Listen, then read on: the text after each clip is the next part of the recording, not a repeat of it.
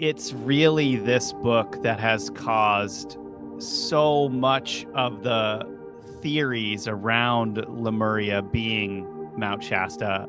It wasn't until the 1960s that the idea of the Lemurian continent became contested and then dropped by mainstream science. Cayce looked back millions of years ago and talked about how the first 5 races were made in God's image out of clay or dust, which we described in the last episode. Lemurian is just a reference to a civilization that was destroyed in a cataclysm. You can call them whatever you want. What I found so strange about this Frederick Spencer Oliver case is the timing that all of these things happened. And I can't shake it. Now, in part of his book, Edgar Cayce on Atlantis, he talks about the Garden of Eden is almost, it's like brought up in passing, basically. And so people are having experiences where they're seeing something in the woods, right? Rob, I'm telling you, in that mountain is something big. Yeah.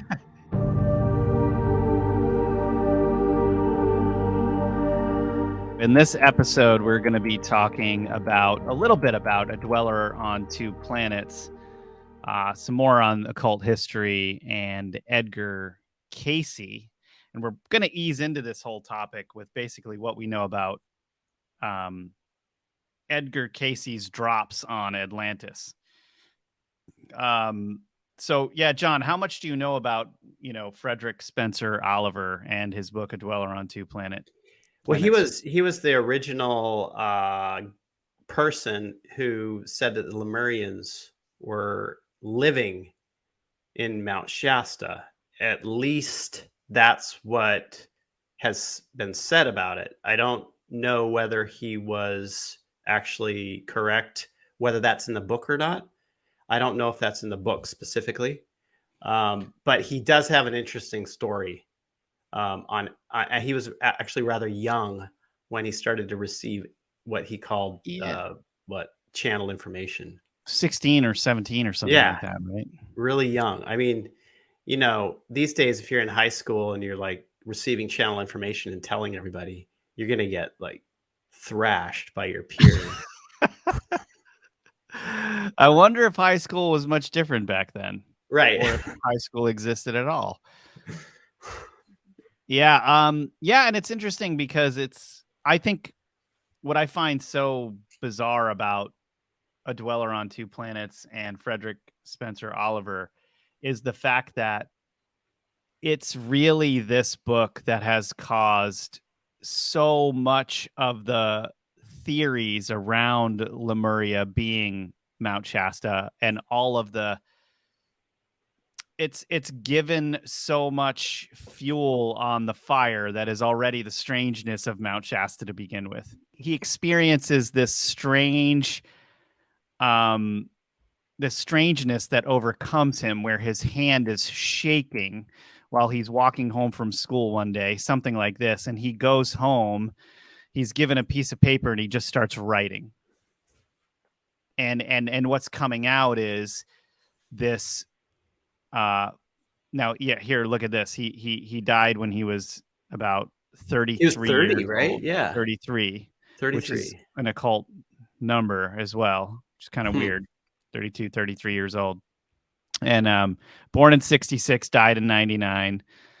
So he channels all of this stuff, and the guy behind the channel, according to Frederick Spencer Oliver, is a dude named Philos the Tibetan, who revealed the story to him over a period of 3 years, beginning in 1883.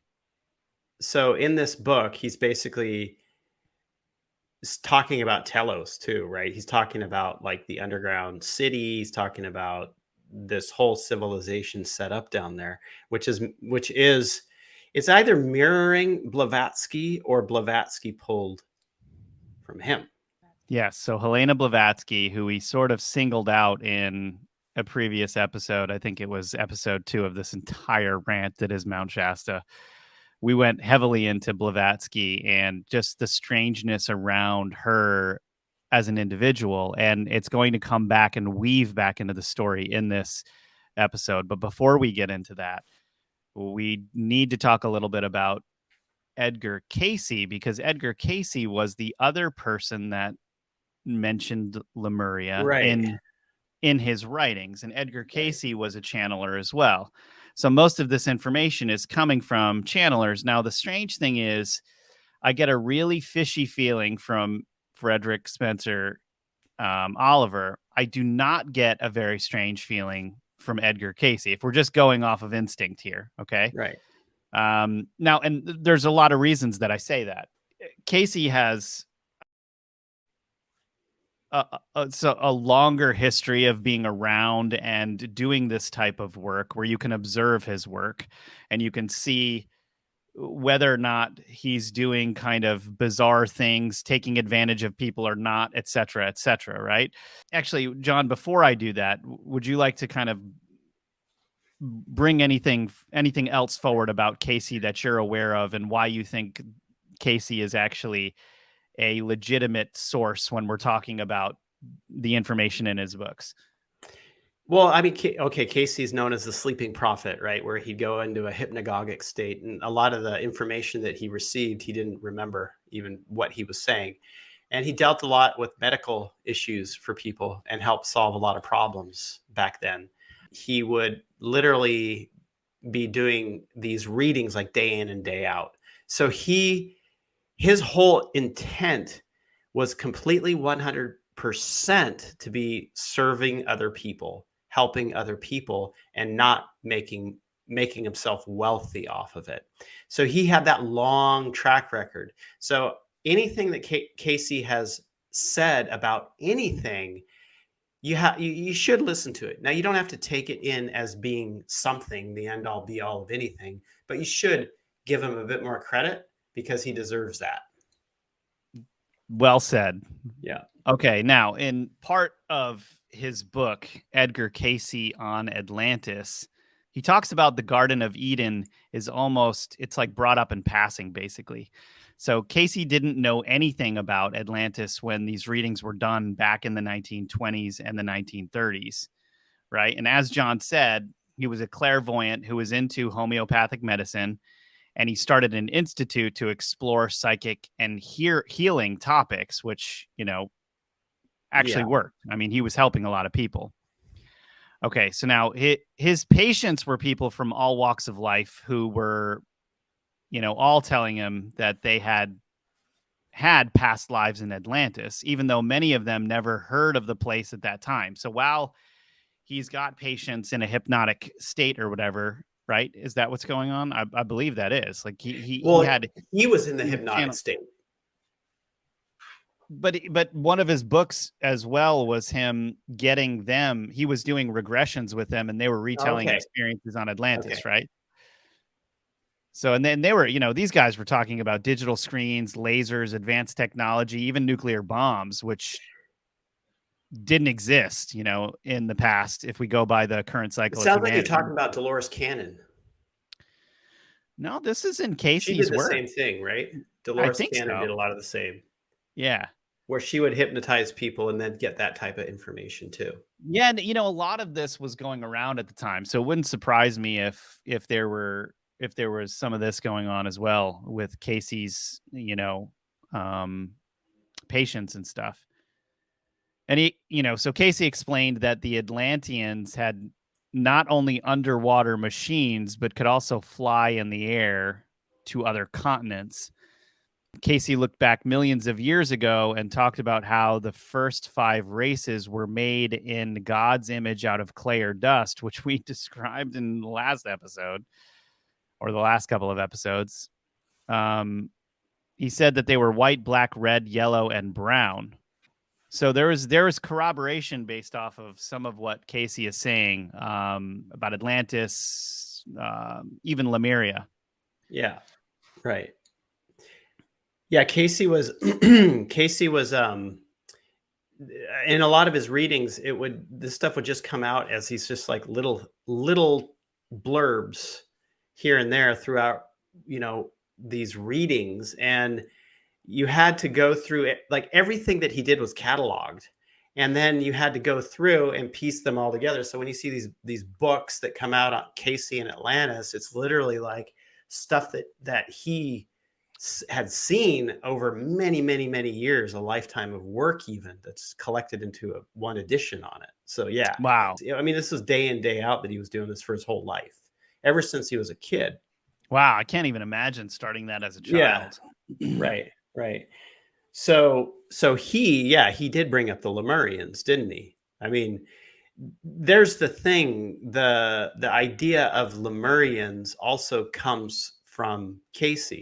Whether anybody's calling themselves Lemurians or not, I think is inconsequential, because Lemurian is just a reference to a civilization that was destroyed in a cataclysm.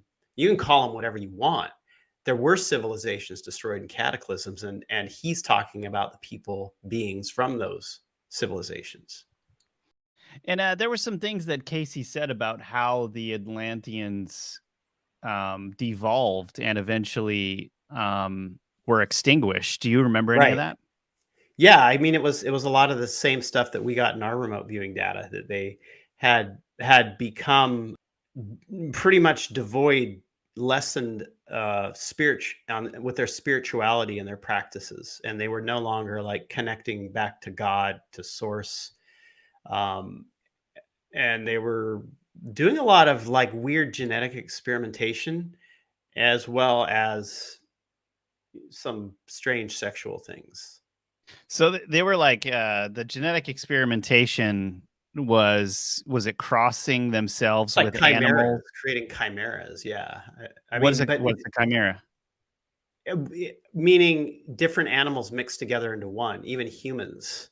But it didn't stop there. It was even, going down the path of having intercourse with animals. That's crazy. So I mean, that's what we got in our data, right? And you're right, and so it was like basically a bizarre type of debauchery, yeah, that was going on. Right. So there's some stuff here from Cayce. He's talking very specifically about things here with genetics and stuff. In addition, another DNA type called haplogroup B appears to be from what Cayce and others have termed the ancient continent of Mu or Lemuria, where we were the first to make this assertion, which has since been embraced by many others. Interesting. Right. And then he identified a location in the Bahamas, right? Bimini. I think he was on it. I don't think that his data was erroneous at all. And even though he did, I think at one point, talk about Lemurians, it doesn't really matter. That was the popular name for it. Basically popular in the culture. More like really back then a lot, because it wasn't until the 1960s that the idea of the Lemurian continent became contested and then dropped by mainstream science. Up until that point, people were really playing with it, so that was like really popular during his time. That's really interesting. Yeah, and then we've got Frederick Spencer Oliver really going into more detail on Lemuria and Telos. The first use of Telos that I can find anyway is it's a term meaning end, purpose, or goal, and it was used by Aristotle. I'm not sure if you knew this, John, but Aristotle, he was, obviously he was a philosopher. He went as far as to say that telos can encompass all forms of human activity. One can say, for instance, that the telos of warfare is victory, or the telos of business is the creation of wealth. Within this conceptualization, there are telos that are subordinate to other telos, as all activities have their own respective goals. For Aristotle, these subordinate telos can become the means to achieve more fundamental telos. Through this concept, for instance, the philosopher underscored the importance of politics and that all other fields are subservient to it, which shows the limitation of Aristotle here in his words. Right. Ah, man. Anyway, he explained that the telos of blacksmith is the production of a sword, while that of the swordsman, which uses the weapon as a tool, is to kill or incapacitate an enemy. On the other hand, the telos of these occupations are merely part of the purpose of a ruler who must oversee the direction and well-being of a state. And so I think it's interesting also that telos is being used as this almost final destination for these Right. What's the final Lemurians. destination of humans? Right. Telos. To ascend? Right. Well, Right. yes. There's But it where you get almost into the 5D thing, right? yeah, and then it sort of starts going back into some of this lore that we're going to get into about who the Lemurians were, what Telos could have been to them. It's almost like this, hopefully higher plane that they were entering Right. here. Right. Yeah. Yeah, and then so that J.C. Brown is into this story, and Yeah. this Lemurian thing is really taken over the minds of everyone, and it's like they forgot about everyone else going underground, right? And then all the finds of giants across the plains of America back then too. It's like, but hey, everybody did that. All right. So with all of that said, this Helena Blavatsky just keeps popping up in all of this, and it doesn't even end here with Frederick Spencer Oliver. What I found really bizarre is that I just, because I don't trust Helena Blavatsky, there's something that I keep finding with her that there seems to be this bizarre, like she's a con artist. There's something about this that she's taking advantage of information that's already out there and trying to make a name for herself. And I'm getting this over and over again. Okay. And I don't normally treat people like this. Like, I could say Edgar Cayce was crazy, but actually, with everything that he was doing and with all of He'd his already proven himself to be completely service to other. right. Yeah. Whereas with Helena Blavatsky, it's like anything she can do to make wave in society, creating a magazine called Lucifer, like Right. all of this stuff just keeps coming up. And what I found so strange about this Frederick Spencer Oliver case is the timing that all of these things happened. And I can't shake it. This is kind of where all of this starts to get a little bit fishy. Okay. Lay it on me. Okay, so Frederick Spencer Oliver's book, A Dweller on Two Planets. Okay, in its introduction, Oliver claims that the book had been channeled through him via automatic writing, visions, and mental dictations by a spirit calling himself Philos the Tibetan, who revealed the story to him over a period of 3 years beginning in 1883. Now, you remember, Helena Blavatsky was always kind of like referring to Tibet and everything in her writings, and she like felt a connection over there with those things, right? So already I'm like, this is a little suspicious that this guy named Philos the Tibetan somehow is the one that's revealing this Lemurian stuff when she's writing all of this in her books that she's releasing, right? Exactly. So I'm getting curious about the timings of all of these things. Yeah. Okay, so Frederick Spencer Oliver, who was born in 1866, right? He was born in 1866. The book was finished in 1886, 20 years later.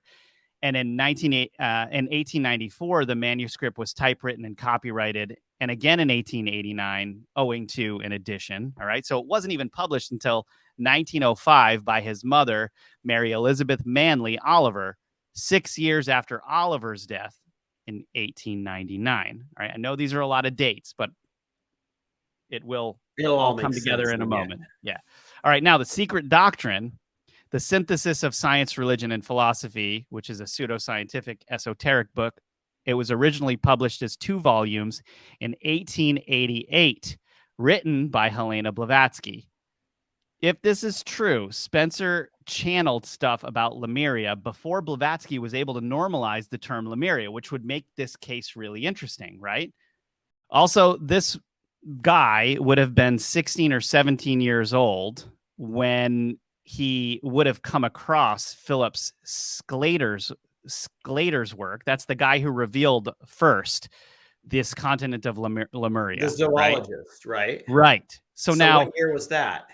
So that was at 16 or 17 when he started to If he said channel the book. Lemuria back then, right? 1886, right? Exactly. So Huh. the fact that he would be 16 or 17 using the word Lemuria when, Philip Sclater was just coming out with all of this stuff is also very interesting, right? That's like super. Yeah, that's super weird. John, you sent me this article, and I don't even know if you knew what was in here, but it basically blew the top off of all of this for me. So there is a quote in here that says, at this point, or at that point, Oliver shared his experiences, eventually repeating Philos's accounts to a Eureka, if that's how you pronounce it, Yreka. Yeah. Yreka Theosophical Circle. So Uh, he basically reveals his channeled work in a theosophical circle. This is Helena Blavatsky's right. cult, or whatever you want to call it. And then they end up pushing this entire thing. So the religion of Theosophy was founded in 1875, and she revealed her book, The Secret Doctrine, in 1888. But think about it. Like, if she's trying to be a con artist across the entire globe and start all of this, like start a religion up and all of these things, it's not that hard to organize something like this going on. Make her work look like it's legitimate. Exactly. And this is the problem I have with A Right. Dweller on Two Planets, is it's so tied into all of the spiritualist nonsense that was going on at the time that has been thoroughly debunked.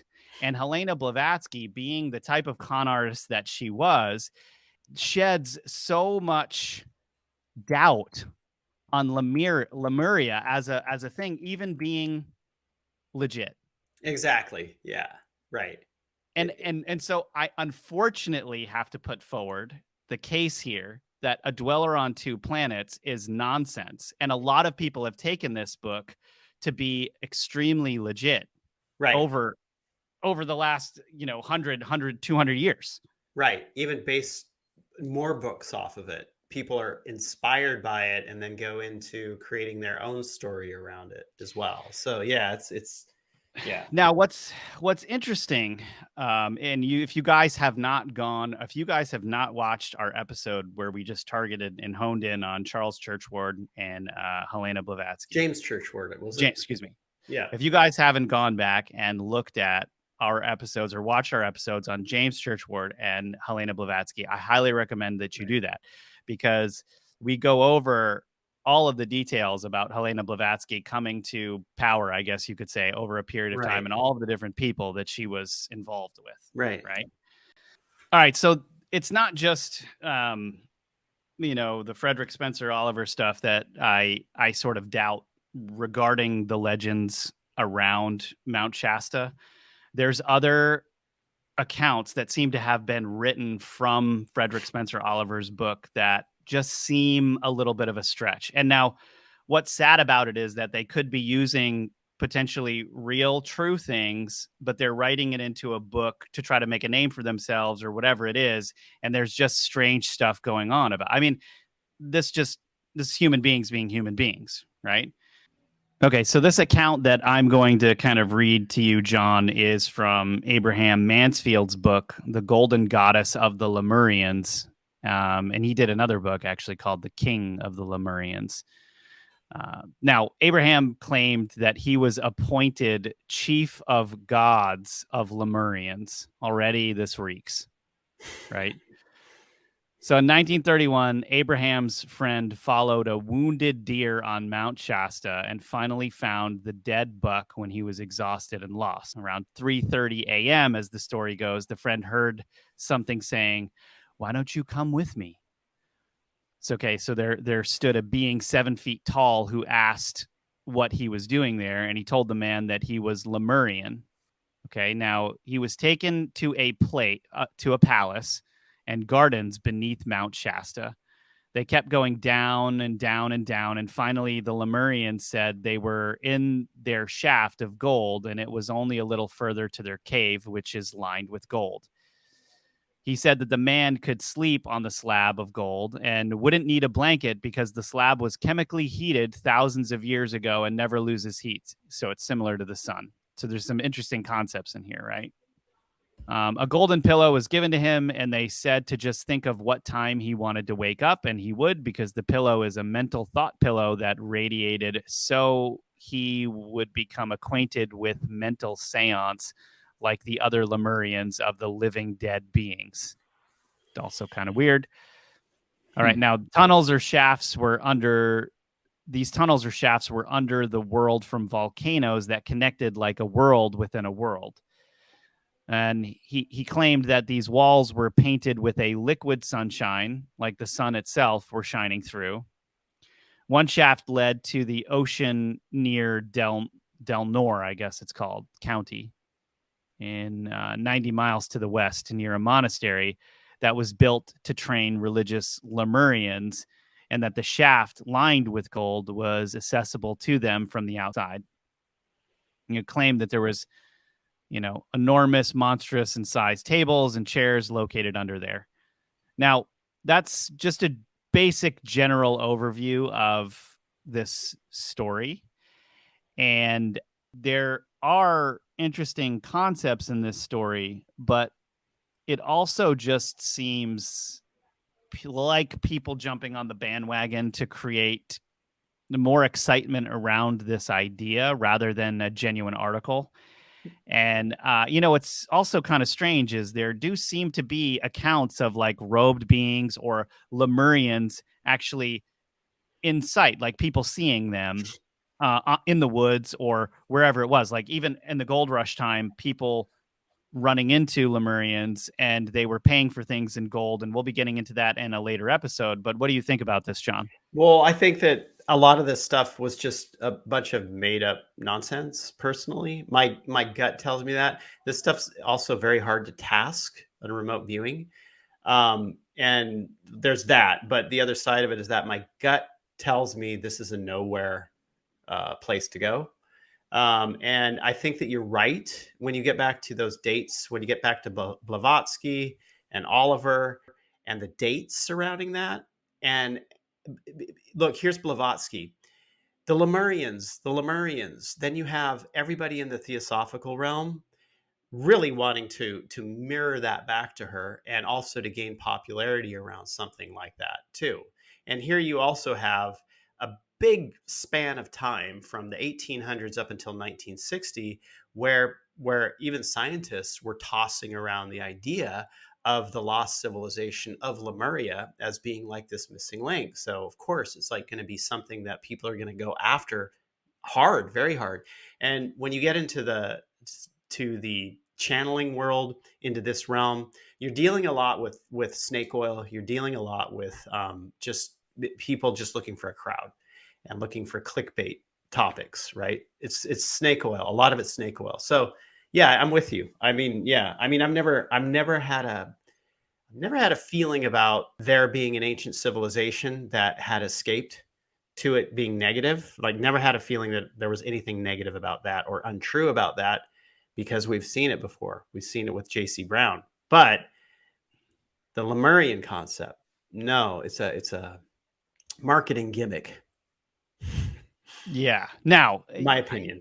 You and I have talked a lot about different things that you've tasked because you've been so fascinated with Mount Shasta for so long. And I'm kind of coming into this whole thing for the first time, Actually, over the last few years, whenever anyone would mention Mount Shasta, I would literally just roll my eyes and be like, I almost don't want to look into it just because people are so crazy about it. Right. But in fact, there's a lot here, right? There is a lot. Now, what you've told problem. me. Yeah, like, that is the problem. Looking, you can't look away. You can't. You really can't. It just keeps unraveling. And it keeps touching other things that I've researched in so many strange, weird ways, right? Okay, now, I point blank the other day asked you, what are these robed figures? What are these robed figures? Like, are people really seeing these things? And you had a really interesting reply for me, because it does indicate that something is going on. It's just hard for human beings, I think, to accept. Well, yeah, because a person's having an experience, internal experience, and they're trying to understand how that experience has meaning to it. And so they're going to place it in specific contexts because these are internal experiences, because we've remote viewed some of the claims that people have made of meeting with a robed figure on the mountain, and they've been these internal experiences.